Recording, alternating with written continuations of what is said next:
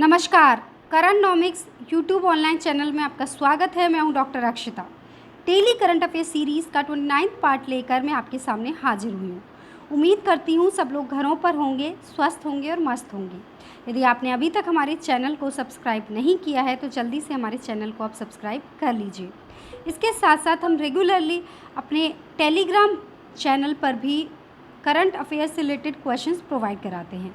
तो आप यहाँ पर टेलीग्राम चैनल को भी ज्वाइन कर सकते हैं, जिसका लिंक हमने यहाँ पर दिया हुआ है। इसके साथ साथ आप हमें इंस्टाग्राम पर भी फॉलो कर सकते हैं। आप हमारे फेसबुक पेज को भी लाइक कर सकते हैं। आइए अब हम बात करते हैं आज की मुख्य न्यूज़ के बारे में। हमेशा की तरह हम न्यूज़ की शुरुआत करने से पहले आज का क्वेश्चन लेंगे, जिसका जवाब आपको इस वीडियो के नीचे कमेंट सेक्शन में प्रोवाइड कराना है। इसके बाद आज की जो मुख्य न्यूज़ होगी वो हमने आंध्र प्रदेश गैस ट्रेजेडी को लेकर जो है वो बनाई है। ये जो न्यूज़ है वो विशाखापट्टनम से आई है और इसके बारे में चर्चा करना बहुत ही ज़्यादा इम्पॉर्टेंट है। इसके बाद हम वंदे भारत मिशन के बारे में बात करेंगे, जिसके तहत कोविड-19 के दौरान लॉकडाउन की वजह से विदेशों में फंसे भारतीयों को भारत वापस लाया जा रहा है। तो ये मिशन क्या है, इसके तहत और क्या-क्या किया जाएगा, इन सबको हम डिटेल में देखेंगे। इसके साथ-साथ हमेशा हमारे सिलेबस में पर्सनैलिटी एक टर्म होती है। तो पर्सनैलिटी से लेकर भी क्वेश्चन हमारे एग्ज़ाम में पूछ लिए जाते हैं। तो यहाँ पर हम एक पर्सनैलिटी की चर्चा करेंगे, सौरभ लोधा जी के बारे में, क्योंकि करंट में है और बहुत ही ज़्यादा इम्पॉर्टेंट है। इसके बाद हम देखेंगे बुद्ध पूर्णिमा को, क्योंकि कल 7 मई थी, वैशाख पूर्णिमा थी, तो बुद्ध पूर्णिमा मनाई गई। तो प्रधानमंत्री जी ने भी वीडियो संदेश जारी किया, राष्ट्रपति जी ने भी संदेश दिया। तो बुद्ध पूर्णिमा क्यों मनाई जाती है, गौतम बुद्ध का बुद्ध पूर्णिमा से क्या संबंध है, इन सबको हम यहाँ पर डिटेल में देखेंगे। आइए सबसे पहले हम देखते हैं आज का क्वेश्चन। हम बहुत ज़्यादा उत्साहित होते हैं, बहुत ज़्यादा मोटिवेटेड होते हैं जब आप हमारे क्वेश्चंस का जवाब हमारे कमेंट सेक्शन में प्रोवाइड कराते हैं। तो आपको यही करना है कि इस क्वेश्चन का जवाब भी आपको हमारे कमेंट सेक्शन में प्रोवाइड कराना है। तो आज का क्वेश्चन है, निगाह कार्यक्रम के संदर्भ में कथन दिए गए हैं। पहला कथन दिया है कि ये जो कार्यक्रम है वो राजस्थान सरकार के द्वारा शुरू किया गया है। दूसरा कथन दिया है कि इसमें आशा कार्यकर्ता, स्वास्थ्य कर्मचारी और आंगनवाड़ी कार्यकर्ता का एक दल कार्य करेगा। तीसरा कथन दिया है कि यह कार्यक्रम सोशल डिस्टेंसिंग के लिए जागरूक करने के लिए चलाया जा रहा है। निम्न में से कौन सा कथन सही है? तो आपको बताना है कि ऑप्शन ए पहला और दूसरा कथन सही है, ऑप्शन बी दूसरा और तीसरा कथन सही है, ऑप्शन सी तीनों सही हैं, या ऑप्शन डी सभी गलत हैं। तो आपको बताना है कि निम्न में से कौन से ऑप्शन जो है वो सही है, ए, बी, सी या डी। तो आपको इसी तरीके से जवाब देना है। यदि आप ए आंसर मानते हैं तो ए लिख दीजिए वहाँ पर ऑप्शन, आप यदि बी मानते हैं तो बी, सी मानते हैं तो सी, डी मानते हैं तो डी। अब हम बात करते हैं अपने प्रीवियस लेक्चर में, प्रीवियस वीडियो में पूछे गए क्वेश्चन के बारे में।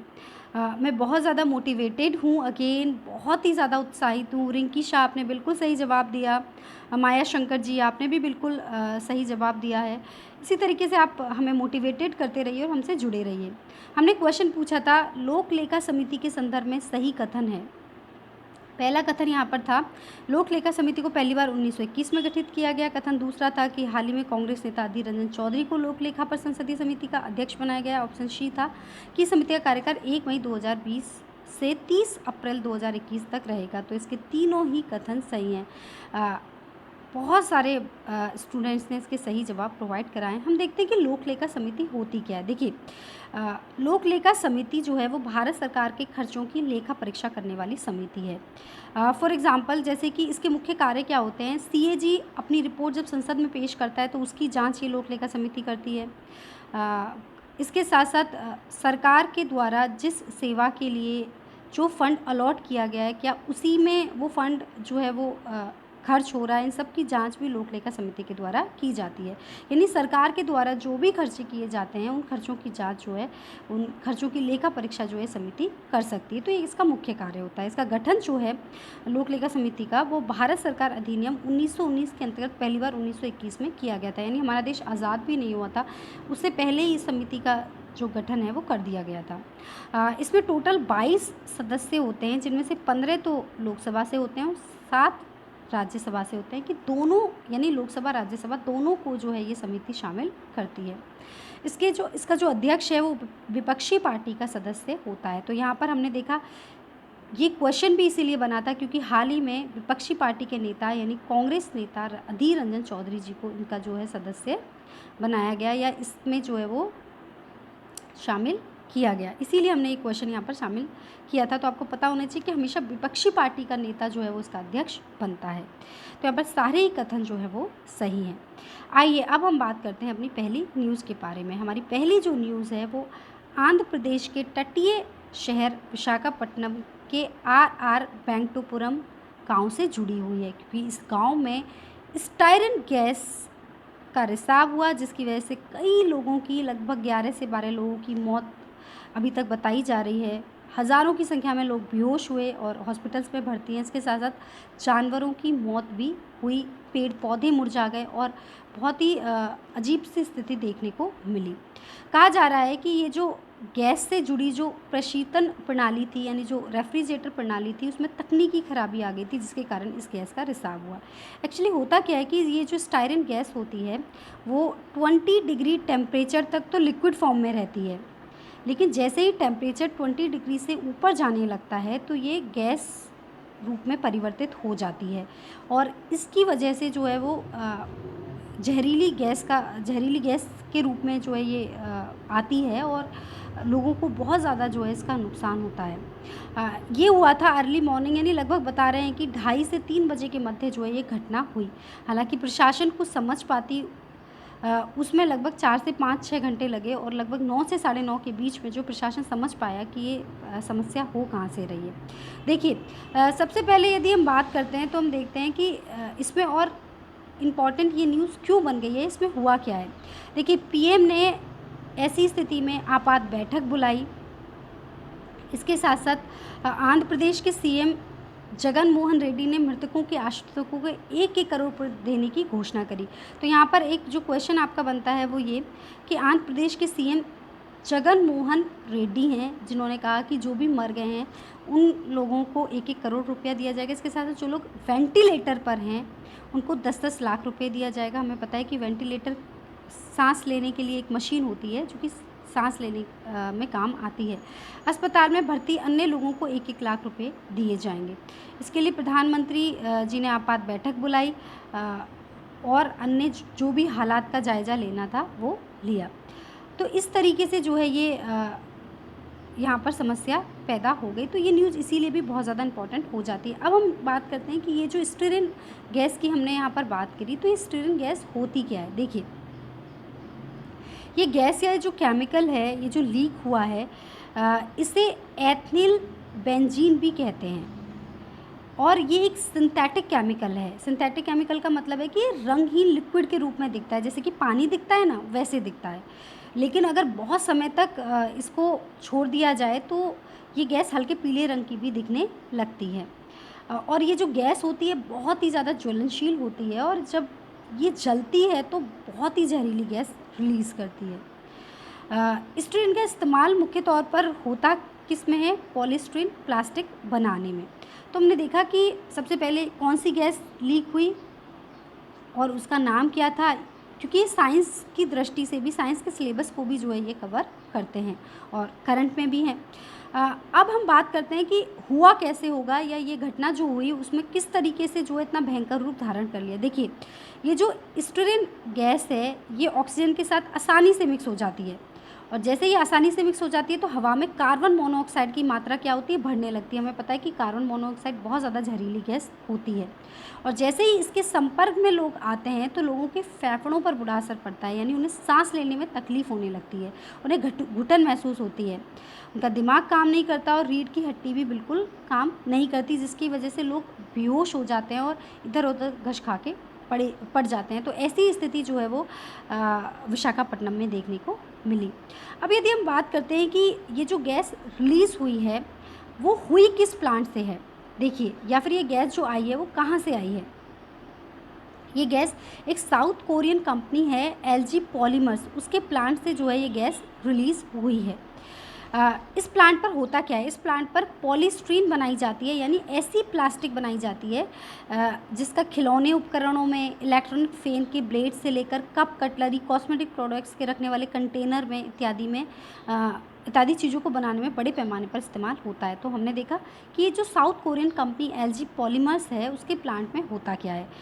हालाँकि अगर इसके थोड़े इतिहास को हम देखें तो सबसे पहले 1961 में हिंदुस्तान पॉलीमर कंपनी के नाम से इसकी स्थापना हुई थी, जो कि बताते हैं कि विजय माल्या की कंपनी थी। उसके बाद 1997 में इस कंपनी को साउथ कोरिया के एलजी केमिकल ने टेक ओवर कर लिया था, खरीद लिया था और इसे एलजी पॉलीमर्स नाम दे दिया और इसमें मुख्यतः प्लास्टिक बनाने का काम होता है। तो यहाँ पर हमने मुख्य रूप से जो न्यूज़ पढ़ी वो यही थी, जिस पे क्वेश्चन बनने की संभावनाएं रहती हैं, वो ये कि ये घटना हुई कहाँ पर, विशाखापट्टनम में आरआर वेंकटपुरम में हुई।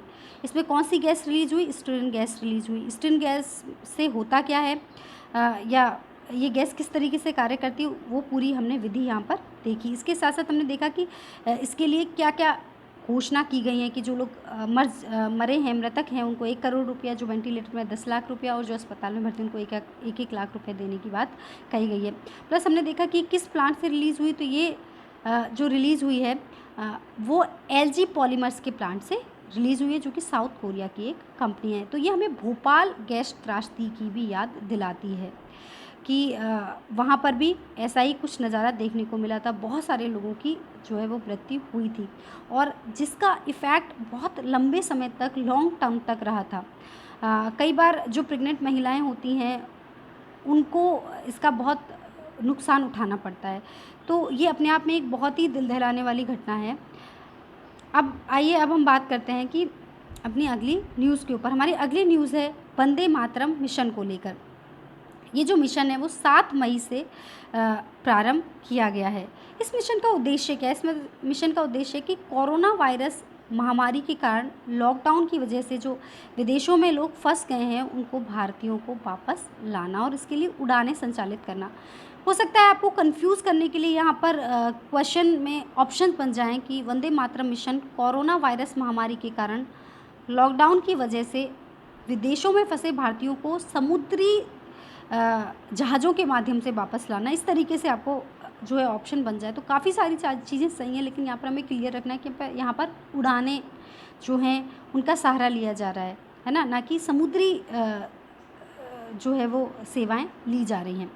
इसके साथ अगली बात है कि एक नॉन शेड्यूल्ड कमर्शियल फ़्लाइट हैं, यानी कोई शेड्यूल नहीं है क्योंकि लॉकडाउन की वजह से सारी उड़ानें क्या हैं, बंद हैं। और इसके साथ साथ एक कमर्शियल फ़्लाइट्स हैं। कमर्शियल फ़्लाइट से मतलब यहाँ पर जो भी यात्री हैं उनको अपने जाने का, आने का खर्चा जो है वो स्वतः ही वहन करना पड़ेगा, सरकार ये खर्चा नहीं उठाएगी।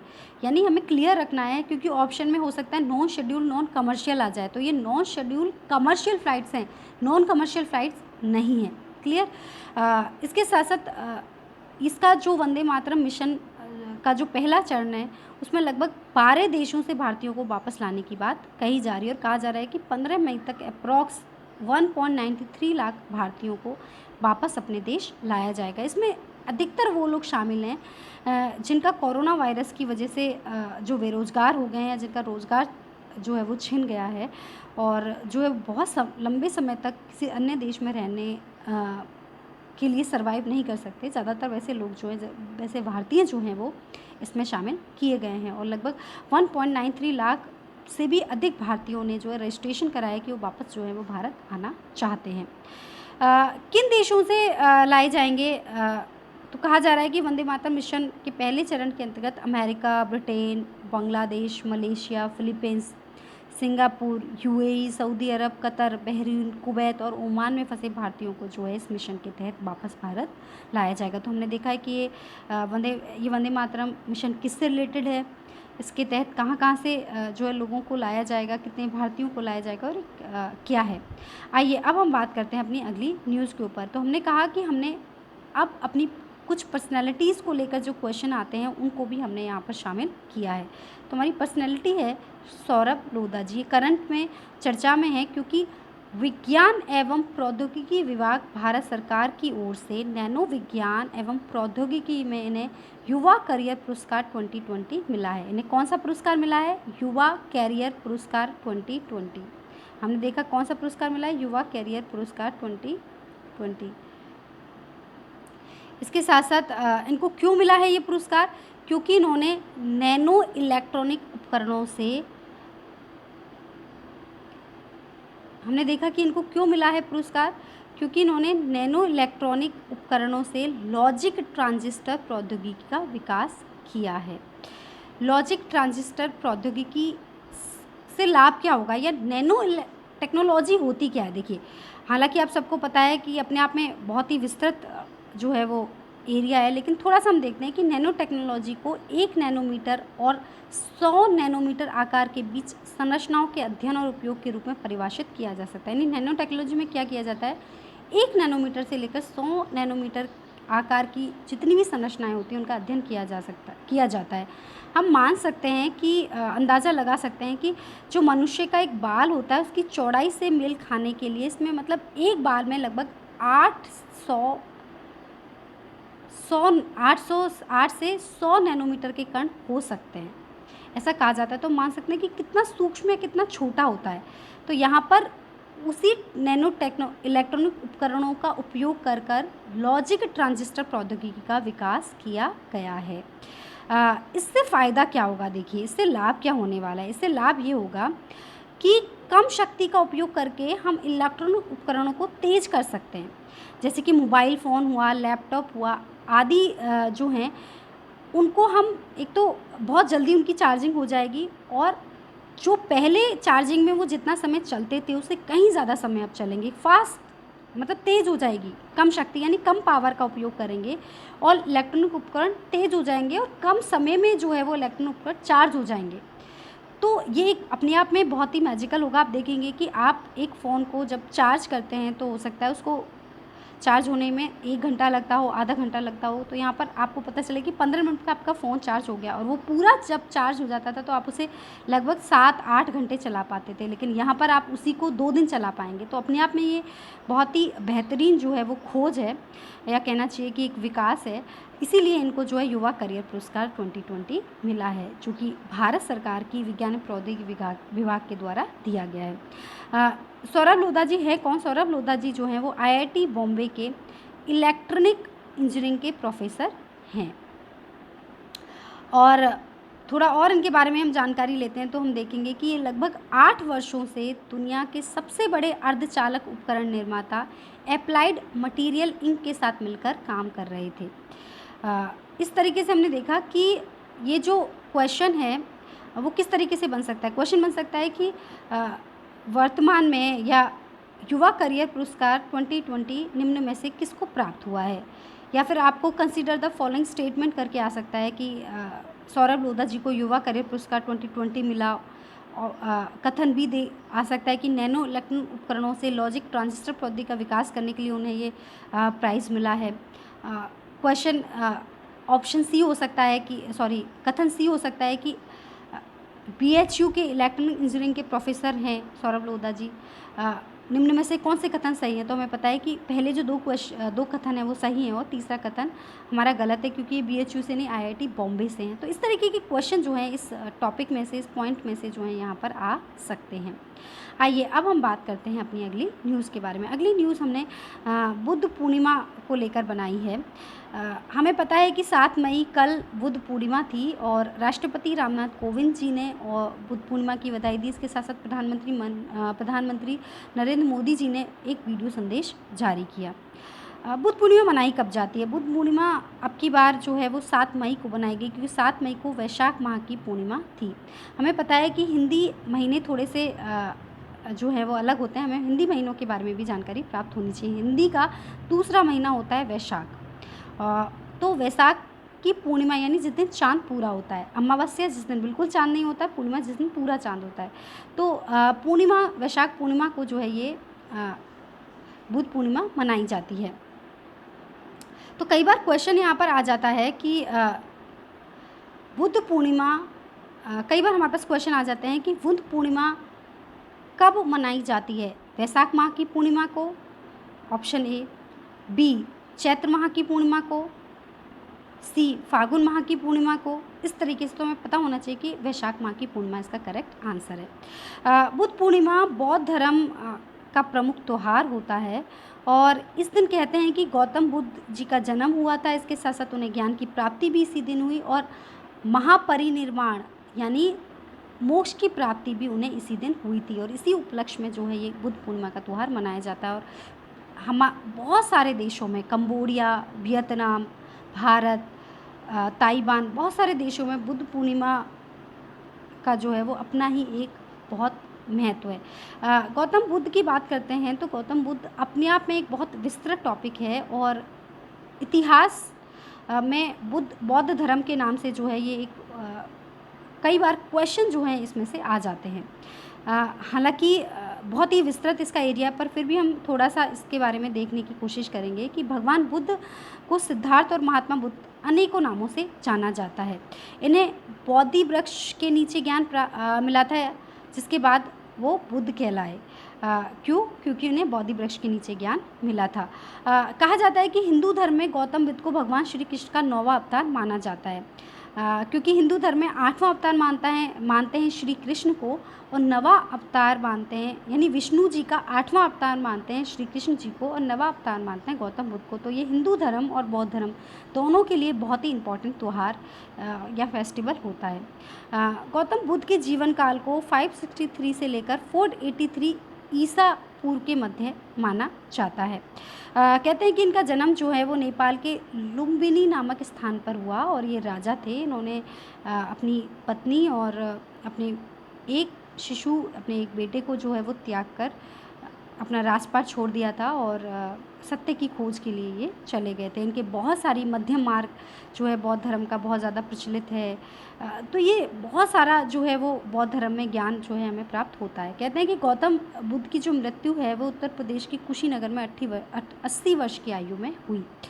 इस तरीके से बौद्ध धर्म अपने आप में बहुत ही विस्तृत है और बहुत ही ज़्यादा विचार करने योग्य है। तो हमने देखा कि जो क्वेश्चन है वो यहाँ से एक तो बौद्ध धर्म में से बन सकते हैं। तो बौद्ध धर्म अपने आप में बहुत ही विस्तृत है। इसके एक अगर आप महापरिनिर्वाण पे भी क्वेश्चन आ जाता है ना, मध्यम मार्ग पे भी क्वेश्चन आ जाता है। तो ये अपने आप में बौद्ध धर्म बहुत बड़ा है, तो यहाँ से क्वेश्चन आने की संभावना बनी रहती है। प्लस बुद्ध पूर्णिमा को लेकर भी क्वेश्चन पूछा जा सकता है कि बुद्ध पूर्णिमा कब मनाई जाती है। तो ये क्वेश्चन की फ्रेमिंग जो है इस न्यूज़ में से हो सकती है। मैं उम्मीद करती हूँ कि आपको आज का हमारा वीडियो लेक्चर बहुत ही ज़्यादा पसंद आया होगा। आप हमें मोटिवेट करने के लिए यूट्यूब के कमेंट सेक्शन में प्लीज़ मैसेज करें।